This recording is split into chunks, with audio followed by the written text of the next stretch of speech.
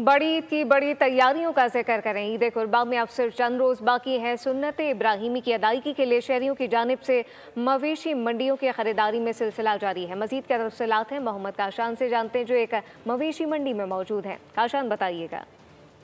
हाँ जी बिल्कुल, देखें ईद कुर्बान में चंद ही रोज़ बाकी रह गए। शहरियों की एक बड़ी तादाद ने जो है मवेशी मंडियों का रुख कर लिया है। इसके मैं आपको गुलशन इकबाल से वाकई सफारी मवेशी मंडी से रिपोर्ट कर रहा हूँ। शहरी मेरे हमरा मौजूद है, उनसे जानने के क्या मंडी में क्या भाव ताव चल रहा है। सर अभी आप मंडी विजिट कर रहे हैं, क्या जानवर पसंद है, क्या भाव ताव मंडी में जो है वो बताइएगा। अभी हमने मंडी का एक राउंड लिया है, ये पता चला है कि जानवर के रेट काफ़ी महंगे हैं इस दफ़ा। सबसे जो कम जानवर भी नज़र आ रहा है वो कोई 2,80,000 2,70,000 के करीब है और हाइस्ट 11, 12, 15 लाख रुपए तक के जानवर है।